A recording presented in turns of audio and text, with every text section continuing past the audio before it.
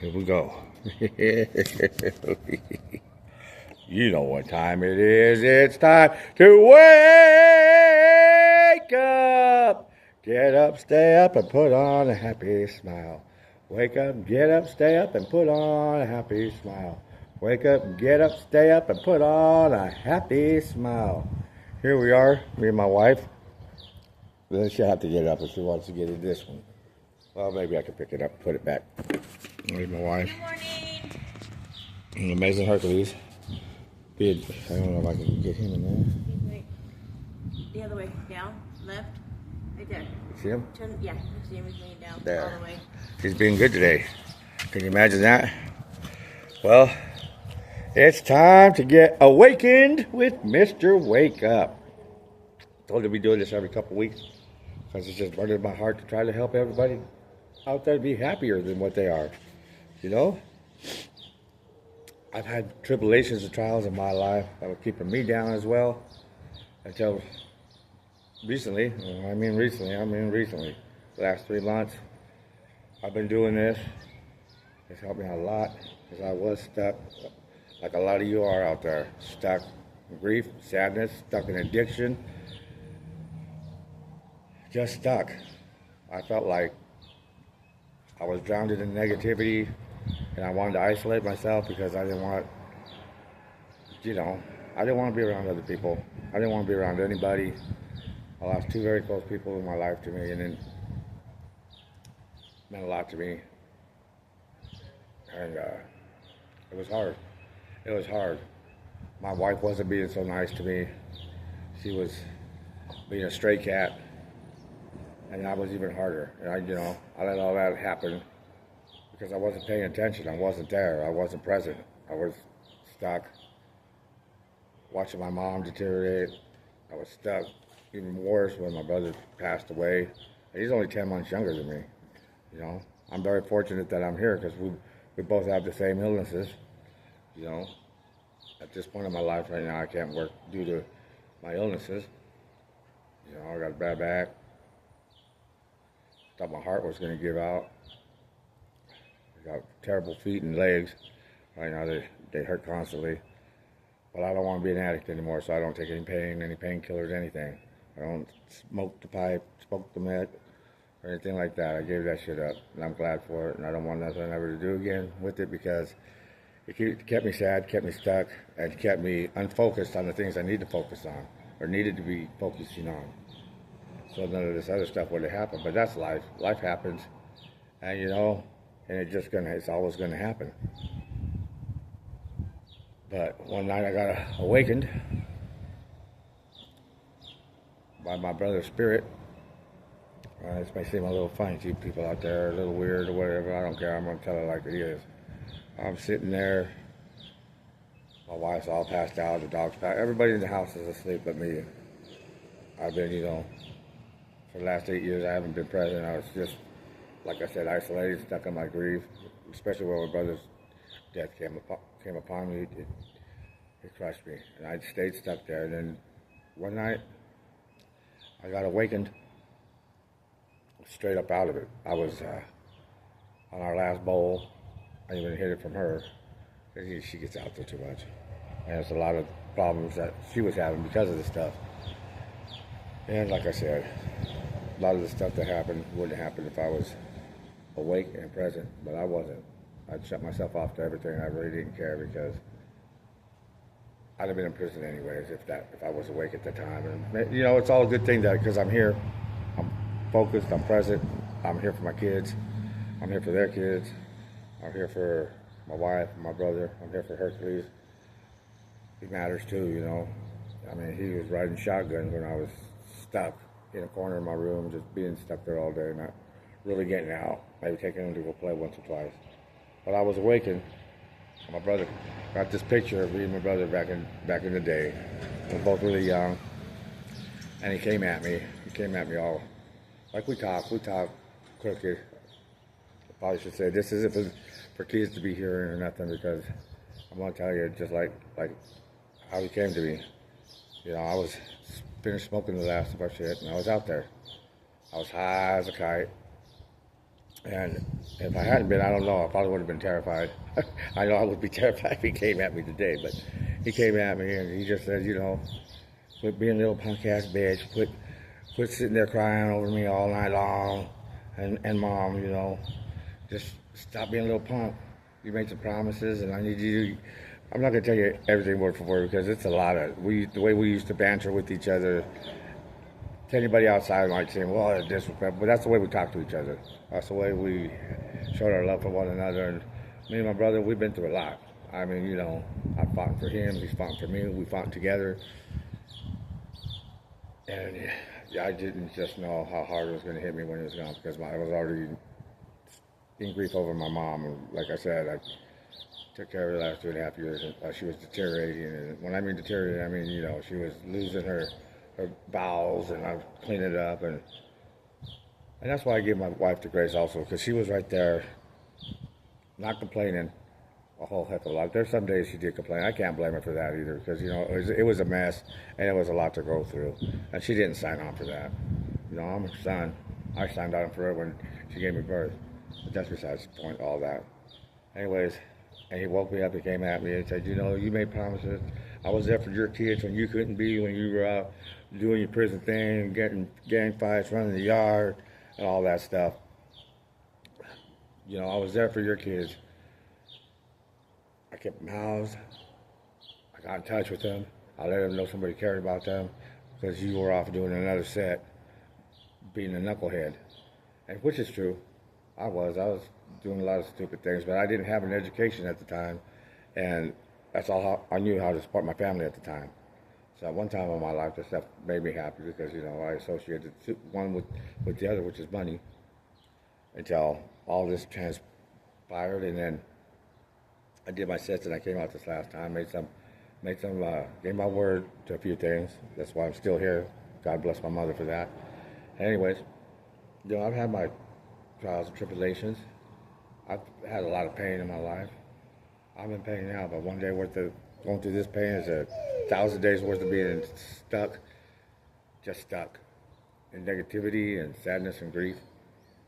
And anyways, he came to me. I keep rambling on because I don't know.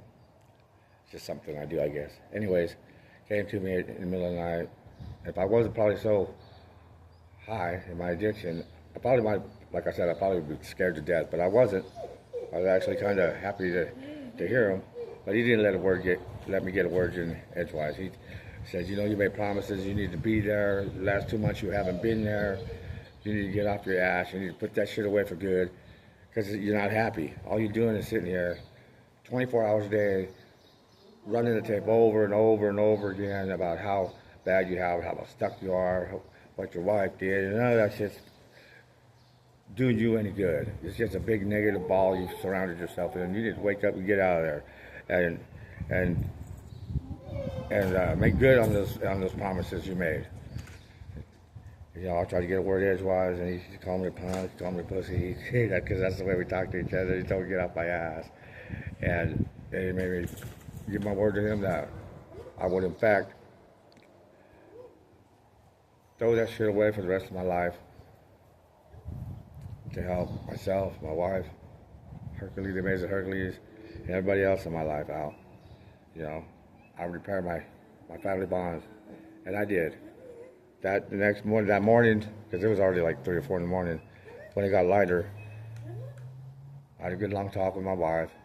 My post-traumatic stress disorder from being locked up about 20 years altogether or more was starting to surface. The day I decided, because when I was in my addiction, I could control my feelings, because I had none. But now that I'm not there, they seem to surface when I start when the anxiety starts to hit me. And, so I had a long talk about her, the things that she's done, the things that I failed to do. Because, I play a part in it too. For not being present, fully present. And just letting life pass me by. I stopped being and I started living. So that morning I started doing this wake-up thing. And I plan to do it every morning. Every morning. And, I nominated myself as Mr. Wake-Up. But that morning, that night, I called my brother's kids, and I call them every night. I call my kids every night. Whether they answer the phone or not, it doesn't matter. I call them to let them know that I'm present today. It means a big thing to me. Because now they do have it. I've always, done the best I could for them. I got my GED 2005, and I'm a lot better for having an education than not. I always thought that I was going to be just another drug dealer trying to survive and provide, and that's not the case, man. With the education as good as a high school diploma, there was more roads open to me every time I got out of prison, but it's hard. Nothing's easy. Anything gained, you have to work for. You have to work, put in the work to achieve and accomplish things. But it feels good, if you have a good support team behind you that believes in you and supports you through everything. And even if you're an addict, people that are there to support you to help you get out of it. It's not all bad. That's what I'm trying to say. But if it's having your family question the things you do, if you're not achieving or gaining in this life because of it, then it's a bad thing. It's a real bad thing. Especially if you're doing knucklehead stuff and you ended up in and out of prison, in and out of jail, then it's a bad thing. Because nobody needs another person telling them what to do. Because every time you go in and out of prison, there's always somebody on your back, the man, I like to call him the man, telling you what to do, how you got to do it, and keeping an eye on you. And nobody needs that in their life. Nobody. So, I finally got past all that, left all that behind me, and I'm here, and I've been, like I said, up until recently, I haven't been here, but I'm here, and I'm present. And I just want everybody else there to, wake up to whatever has gotten you into a negative position to where you wake up and the first thing that hits your head is negativity. Wake up and figure out whatever that is. Wake up. And once you got it figured out, get up. Get up and do something about it. Get up, whatever it is. If you need to have a conversation with your man, your woman, your parents, your friends, associates, whatever, your boss, whatever, have that conversation. Get things out in the open and clear, Get it open to the ones that matter to where you're going to reclaim your happiness, your self-respect, your confidence, your life, your joy, your happiness, and that love light that you had inside you that you don't even recognize anymore. You don't even recognize yourself. You have to do something about it, Have that conversation. Nobody likes to be vulnerable, but you're going to have to be. You got to find out who's on your team, who really supports you, who has your back, who is naturally happy for your achievements and your accomplishments. You have to find out, because otherwise you're going to be in grief. You're going to let them come over all the time and dump their bullshit on you, and it's just going to suppress you. It's going to keep you from getting out and going on a walk with your wife, your spouse, your friend, your family, or whatever. It's going to keep you from going to the park and having a family outing. It's going to keep you from a lot of things in life. Stop being, start living. That's what I'm saying. Stop being and start living life.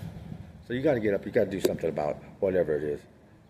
And then you got to stay up. You got to stay up on it so you're happy each and every day. You have to stay up on it. You have to be vigilant to, because it's easy to fall back into that negativity circle you just climbed out of. It's really easy.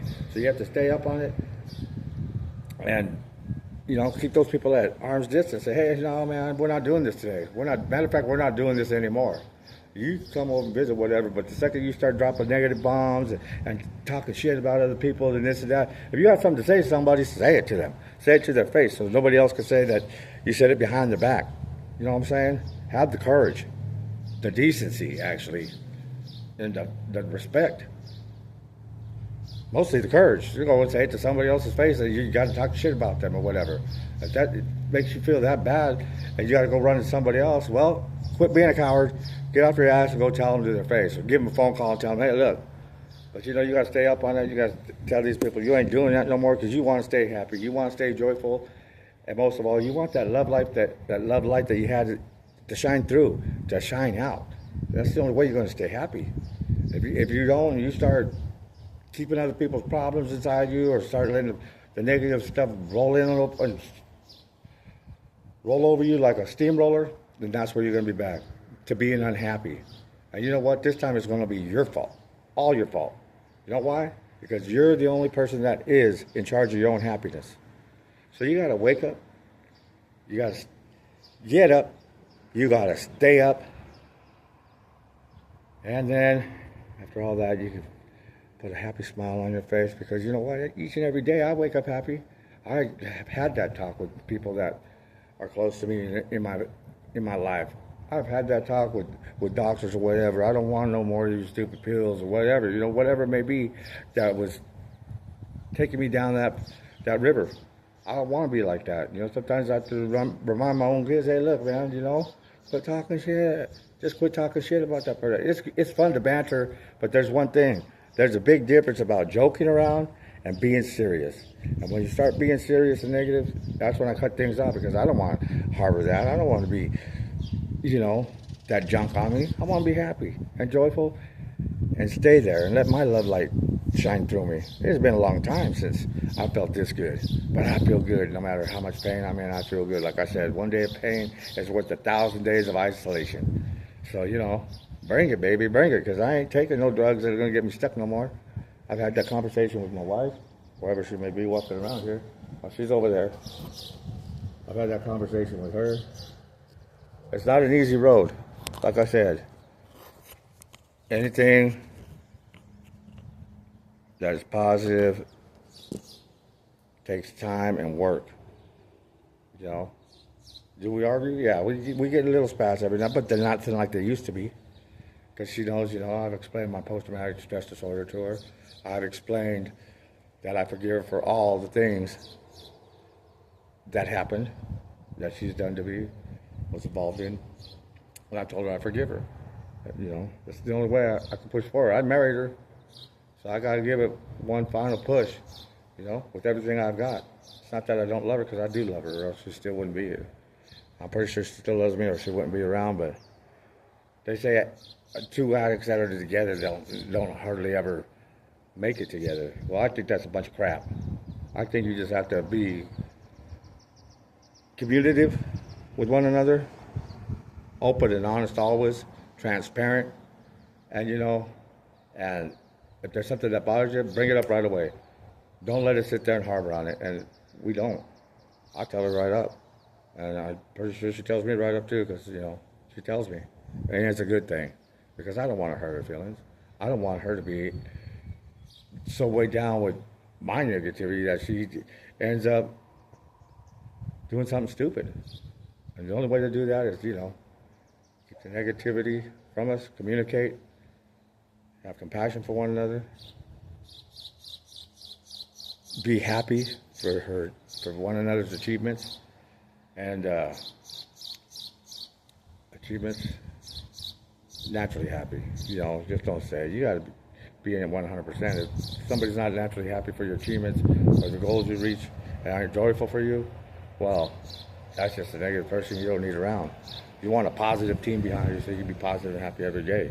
You don't want to go on these picnics or trips and say, oh, you know, this guy's going to be there. Well, that guy don't have to be there. You know, when I go to a family outing these days, we're all happy. We all never used to be happy because, you know, they knew I was in my addiction and they knew I was going to show up, but they still showed up. And that's bad on my part, because I shouldn't have never put my family through that this long, all these years. I shouldn't. But like I said, I was happy until I wasn't. Now it's my nemesis. I never want nothing more to do with it ever again.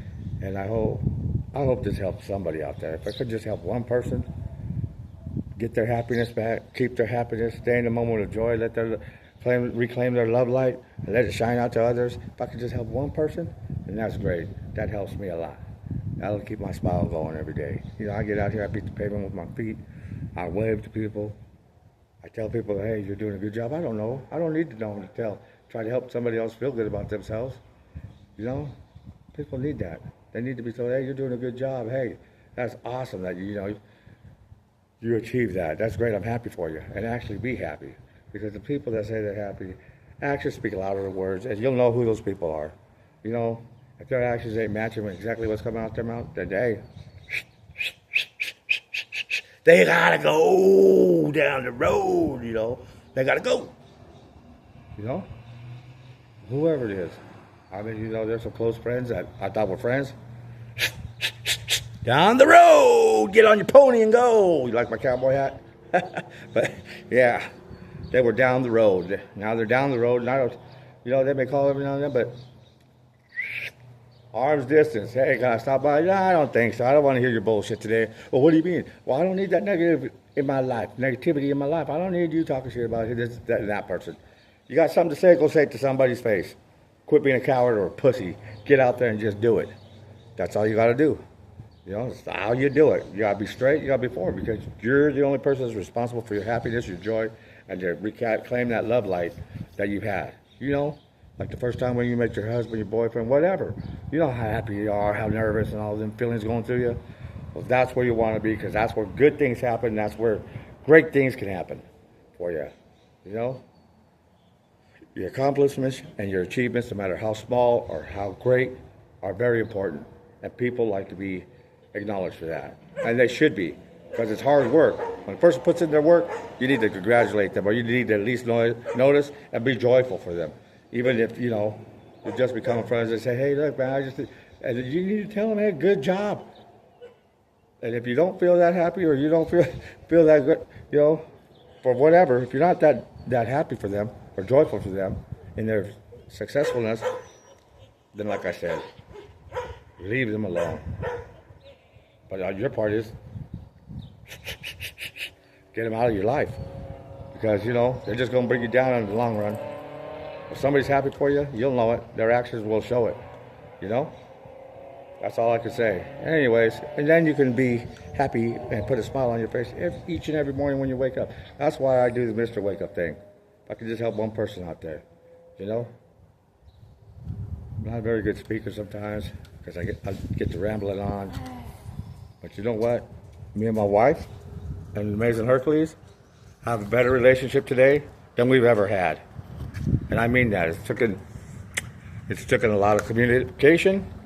It's taken a lot of pain. It's taken tears between the both of us.